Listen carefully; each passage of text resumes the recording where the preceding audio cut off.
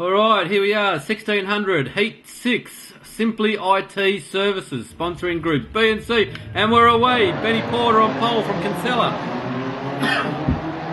And had Jason Williamson there from Geordie Deckett. Inside them is Jason Cuts, of course, in fifth place there, in the Jason. Okay. Simon Pace following them, and then you've got a yellow car, which is probably Phil Oakes just behind them. So Benny Porter's got a good little start here. Kinsella's not far behind. Jason Williamson will be hoping to go, sideways. Jason Williamson on the opening lap. That's what we come to expect of Jason, the Jason Williamson we know and love. Okay. You just saw Bruce Pearce there towards the rear of the grid in the in that orange Jason there. Yeah, second last car in that group. Bruce having a quiet weekend, but all the pack of cars, nose to tail. That's Dave Campbell having it from WA, having a dive up the inside of him. All right. So looks like he ran a bit wide as well. Apart from that, position's being pretty well kept after the first corner. So coming onto the back straight, Ben Porter in the all-dominant checkmate there, leading the group. Just on Jason Williamson going wide at the top corner, that's probably got a bit to do with tyre pressure as well. Obviously being the opening lap, maybe not heat cycle his tyres as well as you would have liked. Okay, so...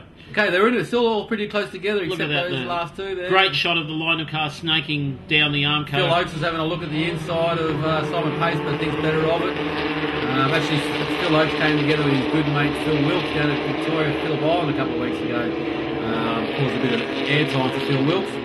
Right, so... Okay, Benny Porter. Benny Porter's got a car length here. That's right, a good lead. A couple of car lengths. Good lead in the great-looking checkmate there. Michael Kinsella, obviously Michael wants to see himself as one of the potential leaders of the final, top 2, 3, 4 at the very most.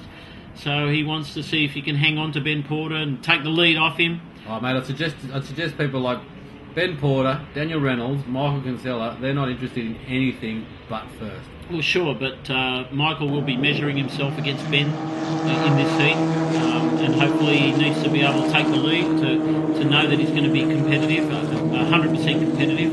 Yeah, I agreed.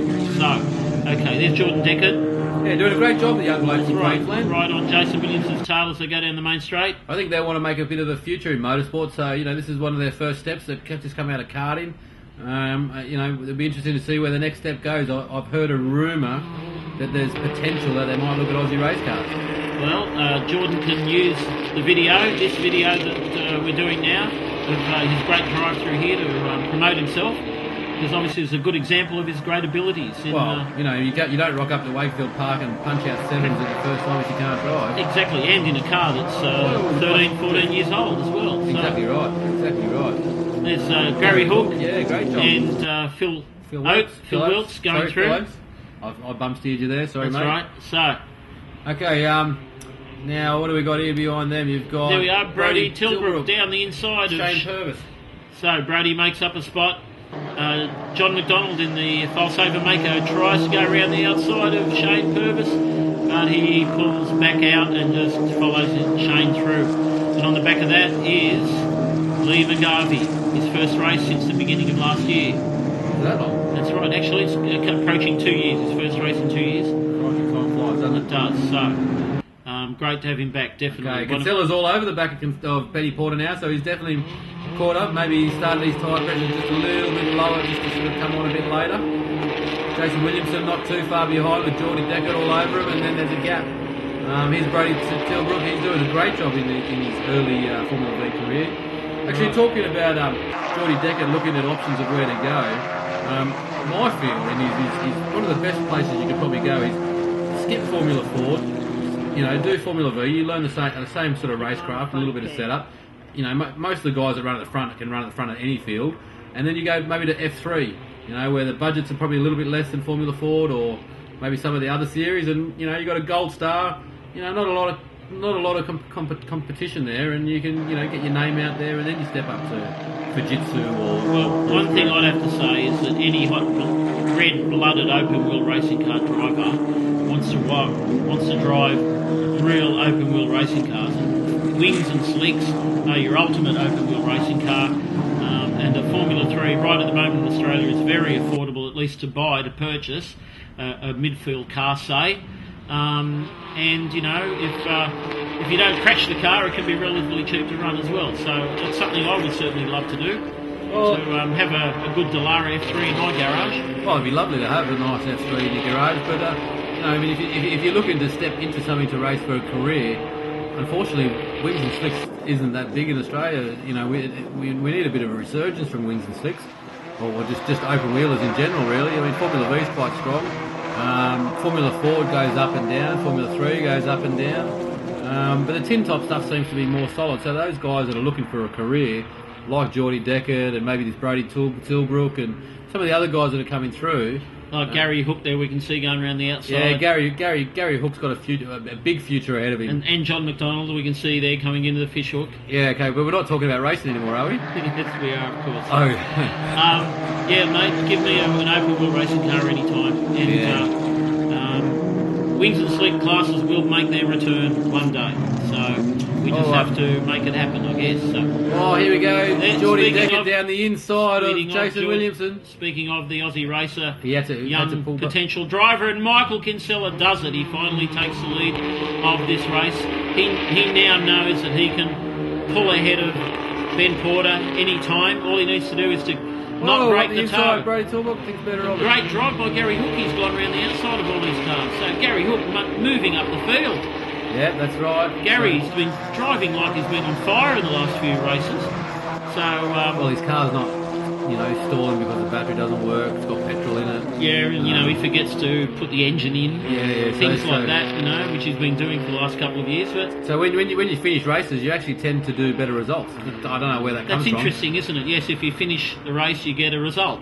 Yeah. So Gary has only learnt that in the last few months, I feel. So yeah. So I mean, it stands well that he's learning the lesson now in preparation for the new season coming up next year. Exactly, and we expect him to race in every race meeting in 2013. I think so, and he should be pretty competitive as well. He was pretty competitive a couple of years back, and he's taken a couple of years to develop this car into something that's more reliable. All right, here's Benny Porter back up the inside of Kinsella. That's right, Ben. It took a while to build up a bit of acceleration in the slipstream down that run down there. There you go, Geordie Deckard through. Geordie Deckard, the young kid from Victoria, ahead of Matt Stubbs, the New Zealander from Victoria, Queenslander. And that wasn't Matt Stubbs, that was Jason Williamson. I know it's getting a bit late. It is getting late, so late in the afternoon. Late in the afternoon. That's right. Okay. Anyway. So here's Geordie Deckard coming down to the fish hook. He's holding off Jason Williamson, the experienced campaigner. Actually, are you sure it's Jason Williamson? Yeah, he's got the white helmet and the number 5 on the side of the car. Okay, right. Maybe it's Matt Stubbs, but Stubbs. he's wearing Jason's race suit. Whoa, Brody Tilbrook. Brody Tilbrook. Oh, well done, Brody. I don't think he was ever going to make that one I think he turned left a bit too early. What do you reckon? And, he accelerated across the grass under brakes. Yeah, I think he realised that he was coming in a bit later under brakes than those in front of him, and he had to switch to the right, which then sort of wrecked his line into the corner. Okay, well, sometimes in those situations where you get a bit of overload, all the inputs coming into your mind, and you actually forget to do things like putting your foot on the brake. That's happened to me on one occasion. Yeah, it happens as you get older. That's right. So, unfortunately, I'm starting to learn that too. Okay. I just saw Mr. Ray Folletti up on the side of the thing taking some photos. Is that right? I wonder what he's doing there when he's not racing on the circuit. That's a damn good question. Why is he not racing? Shane Purvis coming to try and do the over and under on Gary Hook. Actually, are these two lost in the career? Gary Hook's gone back. Was he not ahead of Phil Oakes? He was. He'd passed 4 cars in one lap earlier on. But Ben Porter obviously taking the lead back from Michael. Michael's still right on Ben's tail. So in the last 2 heats, Ben's had Michael Kinsella to deal with for an entire race, and he's had Stephen Jones to deal with for an entire race. So, and the repeat before that, he had Daniel Reynolds for the whole race. So, Ben... However, he has won all for the previous 2. Exactly. And so Ben knows how to win, there's no question about that. But maybe he's not used to this sort of nose-to-tail, wheel-to-wheel pressure for an entire weekend. Yeah, well, let's just see. It's still early. Now, I think as it stands, Benny Porter, even if he finishes second in this race, he'll still be on pole for the final. So yeah, which you would expect, yes. So even if Kinsella does finish first, that's because Michael hasn't had such as good results in the other heats. So it'll be between Daniel Reynolds and Ben Porter. Sorry for the pole for the final. But if this race win. That's right, he did. So in the heats against Ben, Michael hasn't fared so well as yet until this heat. So we'll see how the point scores work out we'll see for the point final. score, how they come. Alright, so coming down here you've got, was that Phil Oakes, that's Shane Purvis, Gary Hook. Gary Hook, John McDonald, Brody Tilbrook and Lee McGarvey, they're still together, all of them together, as the first two cars are, these two here. You can see how lush the green countryside is here. They've had a bit of rain on the winter. Anyway, Casella coming down into the fishhook here, nice and close. He could do a dive if he wanted to. He moves to the right to let Benny Porter know that he's not doing that. Jason Williamson still ahead of Geordie Deckett, so he's actually repassed Geordie Deckett somewhere. Who is that? Is that That's Cutsy? Jason Cutts with Simon Post on his tail. A very good gap back to Phil Oakes. Phil Oakes, so yeah, so Ahead of Shane Purvis. So this is where Gary Hook was in front of Phil Oakes before. Exactly. So something happened, and Shane Purvis was closer as well. So Gary's found a way to lose a few spots in a bit of time at least. Casella nice and wide. He's got the Now, opportunity here we to go. dive, Has he but got the won't. run? I think he had the run. I think he was half throttling down there, so Okay. he was waiting for the straight. The straight's obviously the more advantageous place to do the pass. See, a bit of dirt there from Jason Williamson. He'd probably like that. Be up his alley. That's what we expect from Jason. Actually, Two Jason. wheels off the track every now and then. Jason actually, when he leased the car from Beecham, he rang him before the event and said, "You know what? I think you better chuck an extra nose cone in that trailer because I might need it." And well, as it turns out, in qualifying too, he took out his teammate. So yes, he did need it. There you go. And that's even before the weekend started. Yeah, qualifying, no heated run. Alright, so Shane Purvis, Gary Hook again. Great race, Brody Tilbrook, John McDonald, Lee McGarvey.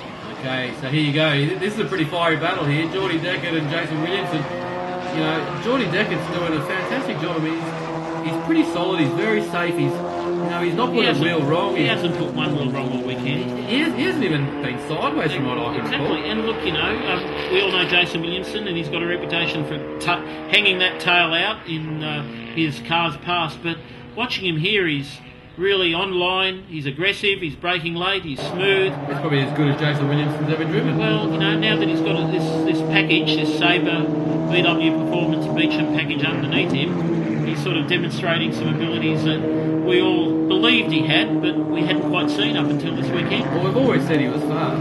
We've just said he was about as reckless as that Dylan Thomas bloke. So, And that's incredibly reckless, is it? oh, absolutely. Okay, so we don't mind that sort of recklessness. But as it stands, the Sabre is quite a taily. Oh, Jason Williamson's gone defensive. He's actually zigged twice there. Be careful, Jason. You might get a little flick on your wrist from the steward's head, moving twice out straight. No doubt the cam stewards are watching every move by every driver in every one of these races this weekend. Absolutely, they are. I mean, I know in the last two national titles, there's actually been some controversy with that. There you go, Gary Hook. Gary Hook down the inside. Oh. Does he go down the inside? Come on, Gary. Keep the foot down there. Will you be able to go around the outside of Shane Purvis? No, it looks like he's just lost that half a car length that he needed to get around the outside of him through this kink that we're just watching at the moment. Yeah. Now the right hand. Looks like Sabre's Look at Michael Kinsella. He's right on. Kinsella's on fire the latter part of this season. Kinsella's done a great job. There he goes, up the inside of the fishhook. Down the inside to take the lead? No. He could have had him there. He could have had him. He thought of the exit more so and left it. Right, so don't want to take any risks for that final, which There's is Jason the Cutson next event.